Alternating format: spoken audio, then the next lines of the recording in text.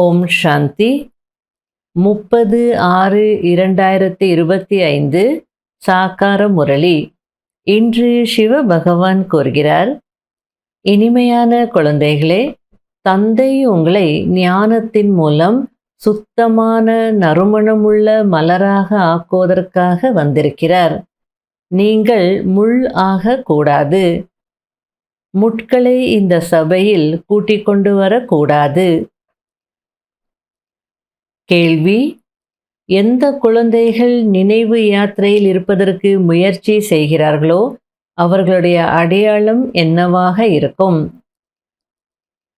பதில்: நினைவின் முயற்சி செய்யும் குழந்தைகள் மிகவும் குஷியாக இருப்பார்கள். இப்பொழுது நாம் திரும்பி சென்று கொண்டிருக்கிறோம். பிறகு நாம் நறுமணமுள்ள மலர்களின் தோட்டத்திற்கு செல்ல வேண்டும் என்பது புத்தியில் இருக்கும். நீங்கள் நினைவு யாத்திரையின் மூலம் நறுமணமுள்ள மலர்களாக ஆகிறீர்கள், மேலும் மற்றவர்களையும் ஆக்குகிறீர்கள். ஓம் சாந்தி. இங்கு தோட்டத்தின் எஜமானரும் அமர்ந்திருக்கிறார், தோட்டக்காரரும் அமர்ந்திருக்கிறார், மலர்களும் இருக்கிறது. இது புதிய விஷயம் அல்லவா? தோட்டத்தின் எஜமானரையும் படகோட்டியையும் நினைவு செய்கிறார்கள் என்பதை குழந்தைகளாகிய நீங்கள் அறிந்திருக்கிறீர்கள். இப்பொழுது தந்தை உங்களை இங்கிருந்து கடக்க வைத்து அக்கறைக்கு அழைத்து செல்வதற்காக வந்திருக்கிறார். நினைவு யாத்திரையில் இருக்க வேண்டும் என்று தந்தை கூறுகிறார். நாம் எவ்வளவு தூரம் சென்று கொண்டிருக்கிறோம், அதாவது எந்த அளவிற்கு நம்முடைய சத்தோபிரதான நிலை வரை வந்து சேர்ந்திருக்கிறோம் என்று உங்களை நீங்களே பாருங்கள். எந்த அளவிற்கு சத்தோபிரதான நிலை வந்து கொண்டிருக்குமோ அப்பொழுது நாம் திரும்பி சென்று கொண்டிருக்கிறோம் என்பதை உணர்வீர்கள். அனைத்தும் நினைவின் ஆதாரத்தில் இருக்கிறது. குஷியும் ஏறியிருக்கும். யார் எந்த அளவிற்கு முயற்சி செய்கிறாரோ அந்த அளவிற்கு அவருக்குள் குஷி வரும். இது முள் நிறைந்த காடு, அது மலர்களின் தோட்டம் ஆகும். இப்பொழுது ஞானத்தினால் நீங்கள் எவ்வளவு சுத்தமானவராக ஆகிறீர்கள், நறுமணமுடையவராக ஆகிறீர்கள். இது உங்களுடைய தோட்டம். இங்கு யாரையுமே முள் என்று சொல்வதில்லை. ஏனென்றால் இங்கு யாரும் விகாரத்தில் செல்வதில்லை. முட்கள் இருப்பது கலியுகத்தில், நீங்கள் இப்பொழுது இருப்பது புருஷோத்தம சங்கம யுகத்தில். இங்கு முள் எங்கிருந்து வரும்? மாயையின் புயல்களோ வரும். மாயை எவ்வளவு கடுமையானது என்றால் சட்டென்று சிக்க வைத்து விடுகிறது.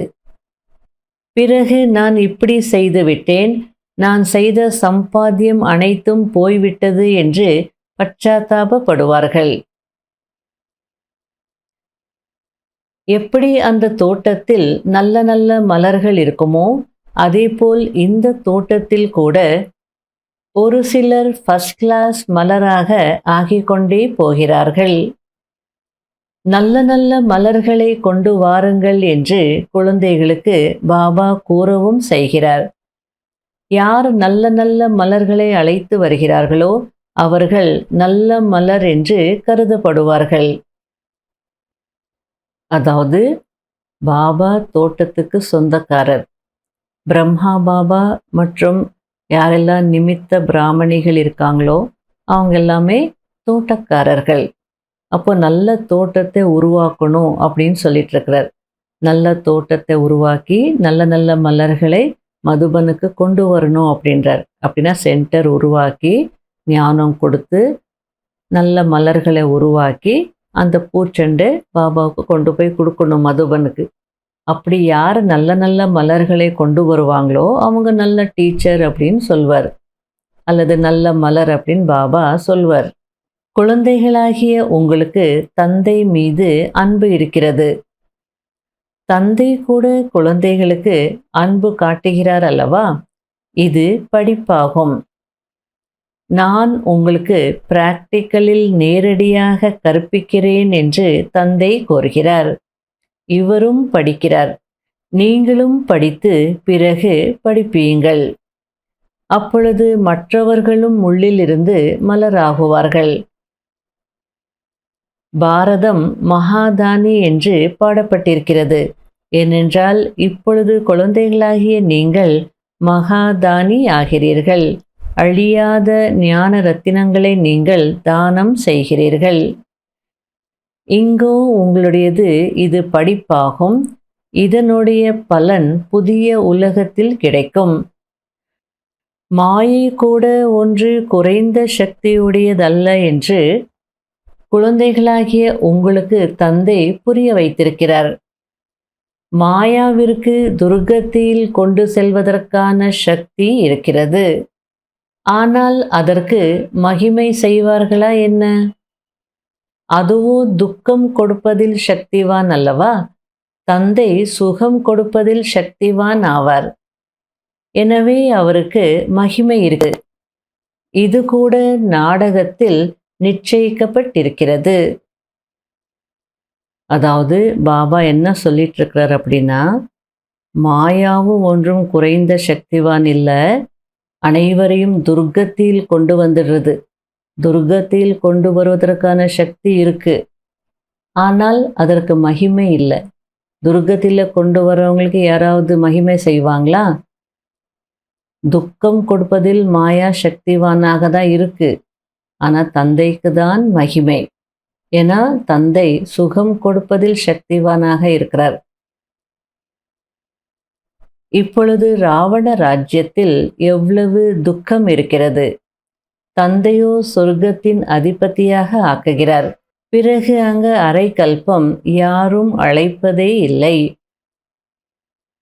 எப்படி லௌகீக தந்தை குழந்தைகளுக்கு அலங்காரம் செய்து ஆஸ்தி கொடுத்து சுயம் வானப்பிரஸ்த நிலைக்கு சென்று விடுவார். எல்லாமே குழந்தைகளுக்கு கொடுத்துவிட்டு இப்பொழுது நாங்கள் சத்சங்கத்திற்கு செல்கிறோம், கொஞ்சம் சாப்பாட்டிற்காக அனுப்பி கொண்டே இருங்கள் என்பார்கள். இந்த தந்தையோ கூற மாட்டார் அல்லவா? அவரோ இனிமையிலும் இனிமையான குழந்தைகளே, நான் உங்களுக்கு உலகத்தின் ராஜ்ய பாக்கியத்தை கொடுத்துவிட்டு வானப்பிரஸ்தத்தில் சென்று விடுவேன் என்கிறார். சாப்பாட்டிற்கு அனுப்புங்கள் என்று நான் கூறுவேனா என்ன? லௌகீக குழந்தைகளுக்கோ தந்தையை பராமரிக்கும் கடமை இருக்கும். இல்லை என்றால் எப்படி சாப்பிடுவார்கள்? இந்த தந்தையோ நான் பலனை எதிர்பாராத சேவாதாரி என்று கூறுகிறார். மனிதர்கள் யாருமே பலனை எதிர்பார்க்காதவர்களாக இருக்க முடியாது. பசியால் இறந்து போய்விடுவார்கள். நான் பசியால் இறந்து விடுவேனா என்ன? நானோ அபோக்தா அல்லவா என்று தந்தை கூறுகிறார். அதாவது நான் எதையுமே அனுபவிக்காதவன் அப்படின்னு சொல்றார். தந்தை பாருங்கள் எப்படி அதிசயத்தை செய்கிறார். மனிதனை தேவதையாக, ஆண்டியை அரசனாக ஆக்கிவிடுகிறார். மாயை புயலை கொண்டு வரும். அதுவும் பாபாவிடம் வந்த பிறகுதான் வரும். பாபாவிடம் வராத வரை மாயை அவ்வளவாக யுத்தம் செய்வதில்லை. தத்தெடுத்த பிறகுதான் புயல்கள் வருகிறது. எனவே தந்தை கூறுகிறார், தத்தெடுப்பது கூட ஜாகிரதையாக எடுக்க வேண்டும். பலவீனமாக இருந்தார்கள் என்றால் பிறகு பிரஜையில் வந்து விடுவார்கள். ராஜ்ய பதவியை அடைவது நல்லது, இல்லையென்றால் வேலைக்காரர்களாக ஆக வேண்டி இருக்கும். இந்த சூரிய வம்ச சந்திரவம்ச ராஜ்யம் ஸ்தாபனை ஆகிக் கொண்டிருக்கிறது. இனிமையிலும் இனிமையான தேடி கண்டெடுக்கப்பட்ட செல்ல குழந்தைகளுக்கு மாத்பிதா பாப் தாதாவின் அன்பு நினைவுகள் மற்றும் குட் மார்னிங். ஆன்மீக குழந்தைகளுக்கு ஆன்மீக தந்தையின் நமஸ்காரம். கடைபிடிக்க வேண்டிய முக்கியமான சாராம்சம். முதல் பாயிண்ட், ரூப் பசந்த் ஆகி அதாவது ஞான யோகம் நிறைந்தவராகி அழியாத ஞான ரத்னங்களின் தானம் செய்து மகா தானியாக ஆக வேண்டும். என்ன படிப்பு படிக்கிறீர்களோ அதை மற்றவர்களுக்கும் படிப்பிக்க வேண்டும். 2வது பாயிண்ட், எந்த ஒரு விஷயத்திலும் குழப்பம் அடைவதோ பயப்படுவதோ கூடாது. தன்னை காத்து கொள்ள வேண்டும். நான் எப்படிப்பட்ட மலராக இருக்கிறேன், என்னிடம் எந்த ஒரு துர்நாற்றமும் இல்லைதானே என்று தன்னை தானே கேட்க வேண்டும். வரதானம், திட சங்கல்பத்தின் மூலம் பலவீனங்கள் என்ற கலியுக மலையை அழித்துவிடக்கூடிய சக்தி சொரூபம் ஆகுங்கள். மனமுடைந்து போகுவது, ஏதாவது சம்ஸ்காரம் அல்லது சூழ்நிலைக்கு வசமாகுவது, மனிதர் அல்லது வசதிகளின் பக்கம் ஈர்க்கப்படுவது, இந்த பலவீனங்கள் என்ற கலியுக மலைக்கு திட சங்கல்பத்தின் விரல் கொடுத்து சதா காலத்திற்கும் அழித்து விடுங்கள். அதாவது வெற்றியாளர் ஆகுங்கள். வெற்றி என்பது என்னுடைய கழுத்து மாலை. சதா இந்த நினைவினால் சக்தி சொரூபம் ஆகுங்கள். இதுதான் ஸ்நேகத்திற்கான கைமாறு. எப்படி பிரம்மா தந்தை மனநிலையில் உறுதியான தூணாகி காண்பித்தார், அதேபோல் தந்தையை பின்பற்றி அனைத்து குணங்களின் தூண் ஆகுங்கள். ஸ்லோகன், சாதனங்கள் அனைத்தும் சேவைக்காக தான் இருக்கிறது, ஓய்வு விரும்பி ஆகுவதற்காக அல்ல. அவ்யக்த சமிகை, எப்படி ஒரு அணுகுண்டு வீசுவதினால் நாலாபுறமும் அதன் தாக்கம் பரவிவிடுகிறது. அது அணுகுண்டு, இது ஆன்மீக குண்டு. இதனுடைய தாக்கம் அநேக ஆத்மாக்களை கவர்ந்திழுக்கும். மேலும் சகஜமாகவே பிரஜைகளின் எண்ணிக்கை அதிகரித்துவிடும். எனவே குழு ரூபத்தில் ஆன்மீக சொரூபத்தின் பயிற்சியை அதிகரியுங்கள். நினைவு சொரூபம் ஆகுங்கள். அப்போது வாயுமண்டலம் சக்திசாலியாக ஆகிவிடும். ஓம் சாந்தி.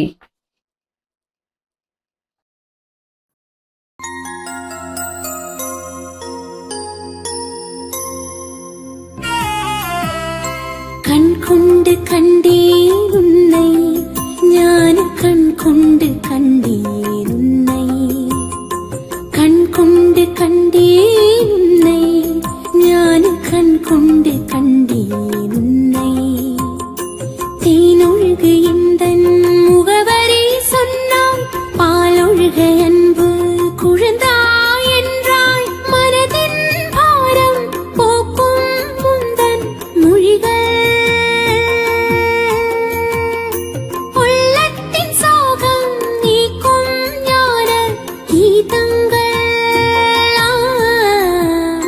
கண் கொண்டு கண்டேன் உன்னை, ஞான கண் கொண்டு கண்டேன் உன்னை.